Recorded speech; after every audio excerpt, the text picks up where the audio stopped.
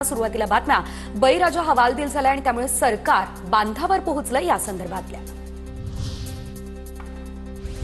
शेतकऱ्यांना सरसकट मदत करणार पंचनाम्यांवर कार्यवाही सुरू ड्रोनवरील असो किंवा मोबाईलमधला फोटो सर्व पंचनामे मान्य करू मुख्यमंत्री फडणवीस यांची माहिती।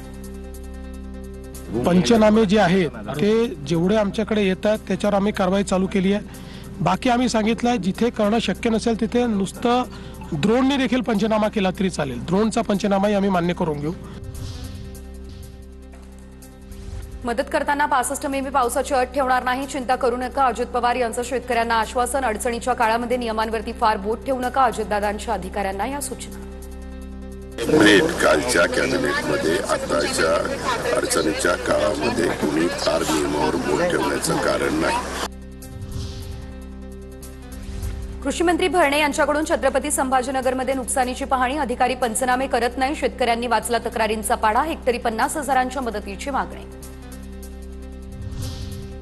राज्यातल्या पूर परिस्थिती संदर्भात राज ठाकरे यांचं मुख्यमंत्र्यांना पत्र, ओला दुष्काळ जाहीर करण्याची केली मागणी, बळीराजाला एकरी 30,000 रुपयांची मदत द्या अशी केली मागणी। पंकजा मुंडे यांच्या पाहणी दौऱ्यादरम्यान शेतकरी महिलांना अश्रू अनावर, पंकजाताई मदत करा, गावाचं पुनर्वसन करा। जालन्याच्या गोळे गावातील महिलांची ही भावनिक साथ।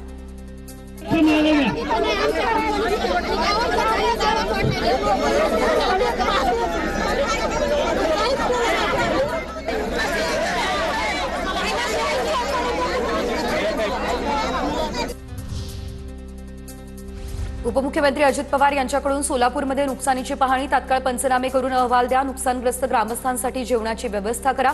अजित पवार यांच्या अधिकाऱ्यांना या सूचना। अरे बाबा, पाणी असो किंवा नसो, पिकांचं नुकसान झालेलं असेल तर त्याचे पंचनामे करण्याच्या सूचना दिलेल्या आहेत। आणि शिवाय आजचा दौरा संपल्यानंतर संध्याकाळी अधिकाऱ्यांना घेऊन बसणार आहे, तिथं पण सांगतो। शेतकऱ्यांसाठी 1 महिन्याचं वेतन मुख्यमंत्री सहायता निधीला देणार, भुजबळांची घोषणा, तर शेतकऱ्यांसाठी जे शक्य होईल ते सर्व काही करणार, भुजबळांची माहिती।